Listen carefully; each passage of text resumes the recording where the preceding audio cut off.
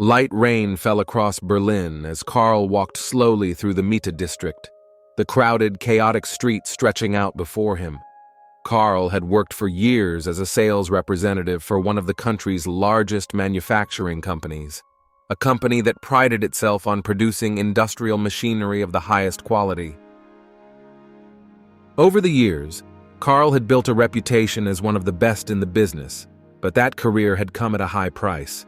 He had long felt that something inside him was breaking, yet he couldn't stop. His life had become a constant stream of emails, phone calls, meetings, and presentations. Constant connection had become a prison. If you too feel that the frenetic pace of life is taking you away from what really matters, subscribe to our channel for more stories of personal rediscovery. Karl was a husband and a father, but those aspects of his life had slowly faded, like an image lost in the fog. Every time he returned home, he found his wife, Anna, and their 2 children, Hans and Lena, immersed in a painful silence. The family watched him, but did not speak. The warmth he once felt was gone. "Karl, are you back home?" Anna asked him often, but he knew the real question was, "Are you ever really here?" Karl always answered with a tired, listless smile. In his mind, he told himself that he was working hard for them, to give them security and a comfortable life. But underneath the surface, he knew he was lying to himself. The company, the deadlines, the fear of not being enough had trapped him, and in trying to be everything for the job, he had lost himself. Anna's love, once deep and sincere, was now suffocated by an ever-increasing silence. One evening, sitting at the dinner table with his family, Karl's phone vibrated once again. It was yet another notification demanding his attention. His eyes automatically moved to the screen as the children finished telling their day. Anna said nothing, but her expression was one of sad resignation. Karl realized, for the first time in a long time, that he was losing something precious. He lowered the phone, but the feeling of emptiness overwhelmed him. He was failing not only as a husband and father, but also as a human being.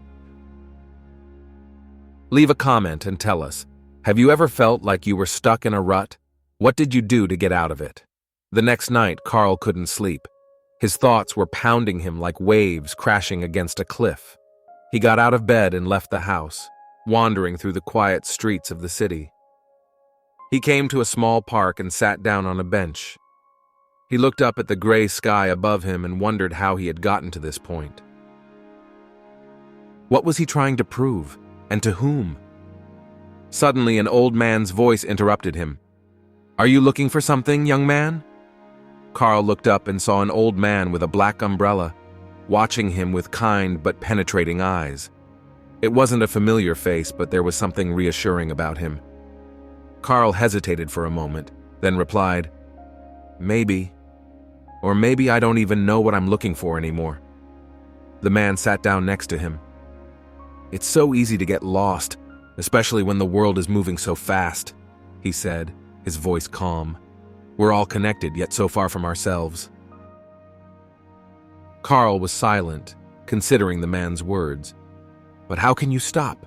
How can you get off this endless race? The old man smiled softly. "Sometimes it's not the world that needs to slow down, but us. You have to find the silence within yourself, young man. Only then can you reconnect with what really matters." The old man's words struck Karl deeply. He felt a strange sense of peace, a feeling he hadn't felt in a long time.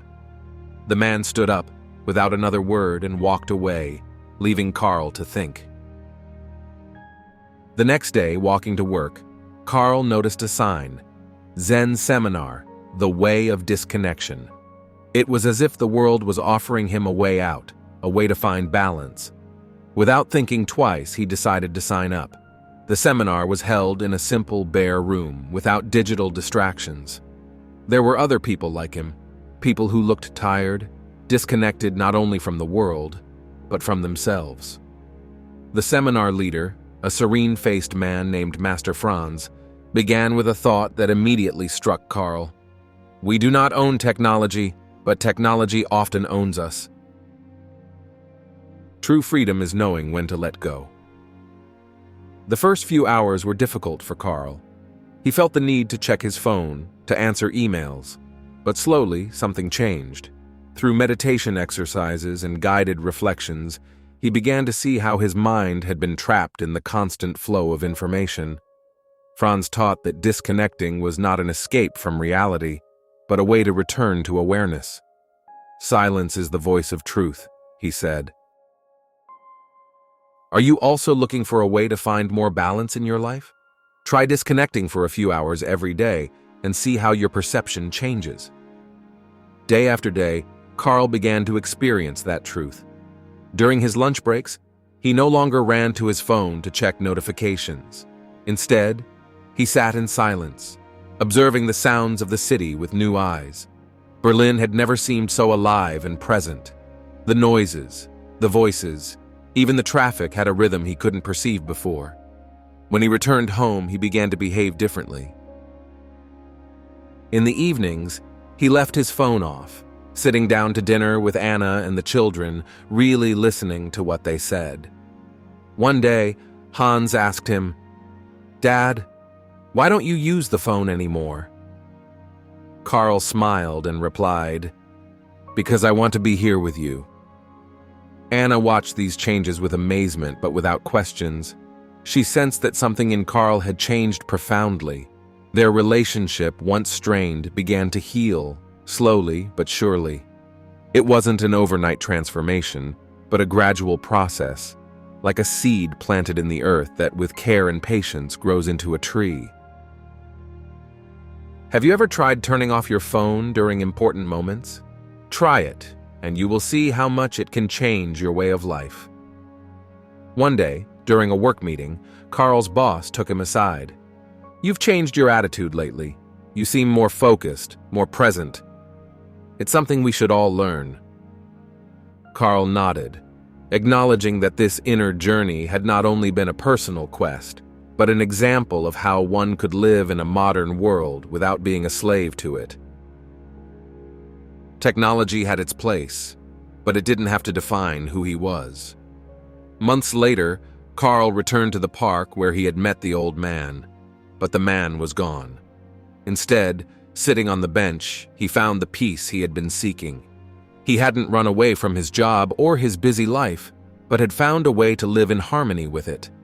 Digitally disconnecting had allowed him to reconnect not only with his family, but with himself.